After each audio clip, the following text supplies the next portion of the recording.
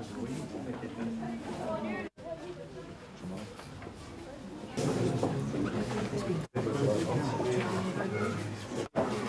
le mettre devant vous.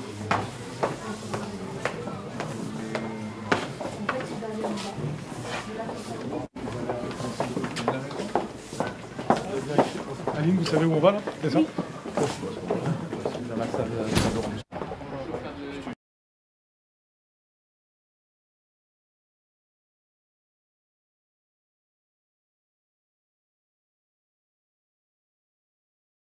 On l'a à l'extérieur. En plus, nous bénéficions aussi de l'intervention d'un intervenant en pratique sportive mis à disposition par la communauté commune de l'Alsace, ce qui apporte un plus pour cette classe. Mais voilà, c'est qui réunit. Oui, ça c'est bien, vous êtes contente ça, non? Très contente. Oui, c'est très bien. Parce que ça avait été ouvert un petit peu pour les CP. Et puis quand ça a été fermé, ça a été très difficile pour eux. Ah, ils avaient beaucoup aimé. Voilà.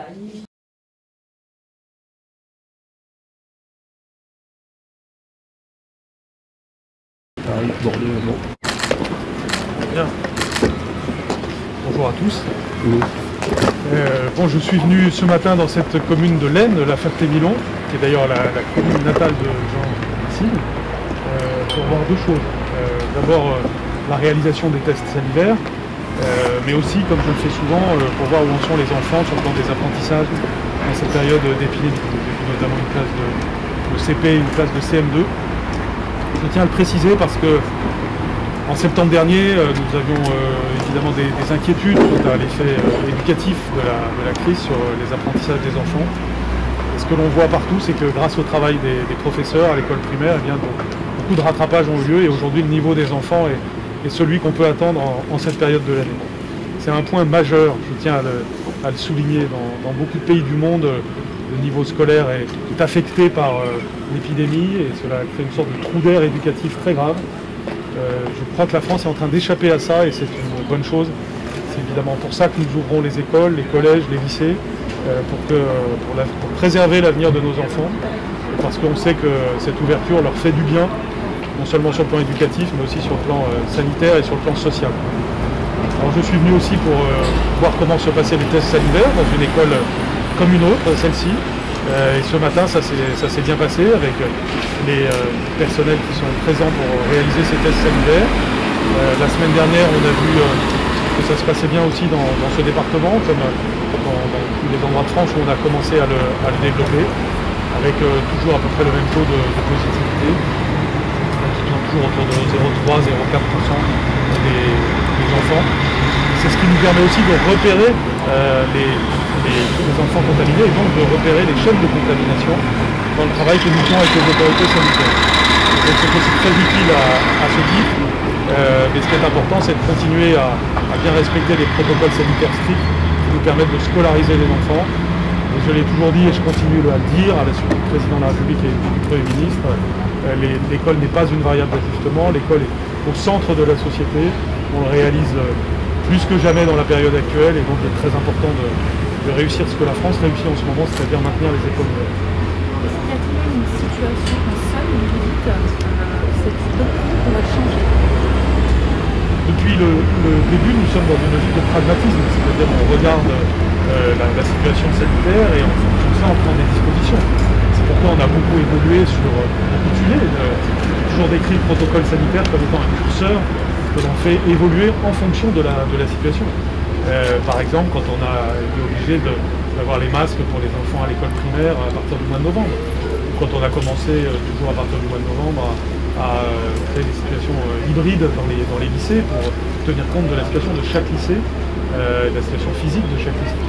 Donc nous évoluons sans arrêt, mais à chaque fois ce que nous cherchons à faire, c'est de ne pas fermer les écoles, les collèges et les lycées, parce qu'on sait qu'il y a beaucoup plus d'inconvénients que d'avantages à les fermer, et que c'est un enjeu de santé au sens large du terme, c'est-à-dire pas seulement le Covid, mais la santé physique et psychologique de nos enfants, et je dirais même la santé de notre société. On a besoin d'une société où les enfants vont à l'école, c'est essentiel. Et encore une fois, la France a un attachement historique particulier à son école. Et dans des circonstances historiques exceptionnelles comme celles que nous traversons, eh bien, elle montre cet attachement. Monsieur le ministre, beaucoup d'écoles ferment actuellement, néanmoins, est-ce que cette stratégie tient encore avec nous-mêmes, notamment dans cette région très touchée? Oui, parce que depuis le début, le pragmatisme, ça signifie être capable de fermer des classes et des écoles. Par exemple, c'est environ 2000 classes qui sont fermées au moment où je vous parle. Et tout ça, ça représente 0,3% des classes de France. Donc ça reste rien par rapport à 100%. Si vous voulez. Donc c'est tout simplement parce qu'on s'est fermé au cas par cas en fonction des situations qu'on rencontre. Il y a tout un professionnalisme, par exemple non loin d'ici, on a dû fermer un collège. Ça signifie que se met en place de l'enseignement à distance dans ce collège, qu'il y a désinfection de l'établissement, qu'ensuite les élèves peuvent revenir, en général au bout de 2 ou 3 semaines. Et donc il y a un professionnalisme des acteurs que je veux saluer. Encore une fois, toute la France doit être pleine de gratitude pour tous ceux qui font cela, les professeurs, les personnels de l'éducation nationale, des collectivités locales, de la santé qui travaillent à ces réalités. Et qui nous permettent d'être ajustés, c'est-à-dire de cibler les fermetures et de nous adapter. Est-ce que vous envisagez C'est un symbole fort parce que les enseignements de la langue sont souvent des fois recommencent sur quelque chose. C'est quelle réaction par rapport à ce collège? D'abord, on leur adresse évidemment des sentiments de solidarité comme à tous les établissements qui se trouvent dans cette situation. C'est problématique parce qu'en effet, c'est par là que la crise avait commencé il y a un peu plus d'1 an. En même temps, c'est l'illustration de ce que je disais à l'instant. C'est-à-dire le fait que à chaque situation, nous avons une réponse proportionnée, adaptée. Il se trouve que dans cet établissement, il y a eu un certain nombre de contaminations constatées, donc on a fermé l'établissement. C'est la décision prise avec les Sur les tests antigènes, par rapport à cette stratégie effectivement de tests sanitaires, là on se rend compte qu'effectivement les tests s'effectuent sur une seule journée. Moi je pensais que ça se répétait en fait dans le temps. Alors de tester à un moment T, est-ce que ça a vraiment un intérêt? Donc, vous avez 2 stratégies en même temps. Vous en avez une qui consiste à aller dans les écoles de manière aléatoire pour repérer les contaminations. Et on essaye d'aller aussi dans les endroits où on sait que le virus circule plus particulièrement. Et puis vous avez un autre élément qui consiste à retourner dans certaines écoles, donc comme un échantillon, de façon à avoir une vision statistique, scientifique, du développement de l'épidémie en milieu scolaire. Donc vous avez les 2 choses à la fois. Dans une école comme celle-ci, c'est le premier type de stratégie, c'est-à-dire des écoles comme d'autres dans lesquelles nous allons pour aller repérer la contamination. Est-ce que les tests sont suffisants pour pouvoir tenir cette stratégie en nombre? Bien, nous sommes en train d'arriver à cette vitesse de croisière de 300 000 tests salivaires par semaine. On peut toujours considérer que ça n'est pas assez, qu'il faudrait faire plus, mais je crois que nous sommes le pays d'Europe qui fait le plus désormais de tests salivaires dans les écoles. Peut-être que dans le futur, il y aura encore d'autres choses que nous rajouterons. Je rappelle que ça s'ajoute à ce que nous faisons déjà comme test nasopharyngé antigénique dans l'enseignement secondaire. Je crois que la France en Europe est un des pays les plus en pointe quant au nombre de tests disponibles. C'est vrai en population générale et c'est vrai en population scolaire.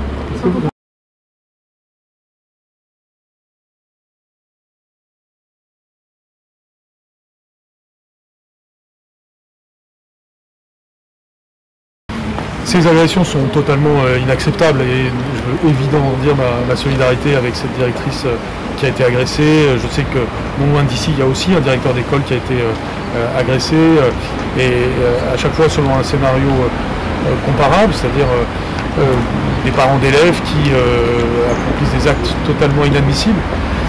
Cette agressivité physique, qui est un peu la pointe extrême d'une agressivité verbale qu'on rencontre trop souvent, dit quelque chose parfois de l'état de nervosité de notre société, et puis du fait que certains parents, très minoritaires, pensent qu'on peut se conduire de la sorte. Bien entendu, les sanctions doivent être exemplaires, nous portons plainte à chaque fois, et dans le cas que vous évoquez, les personnes ont été arrêtées.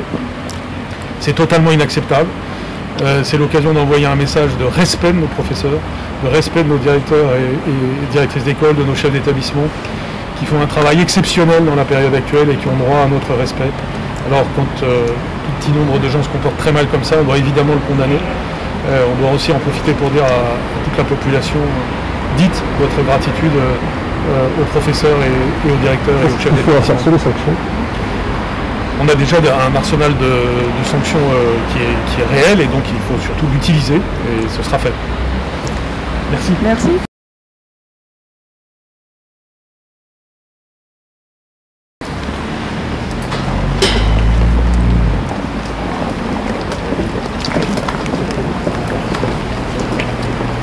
Pardon.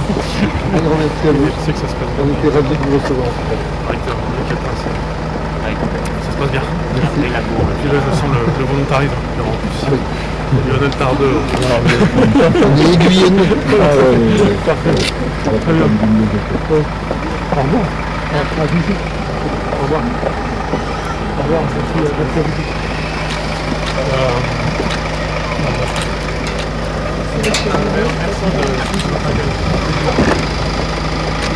Merci à vous.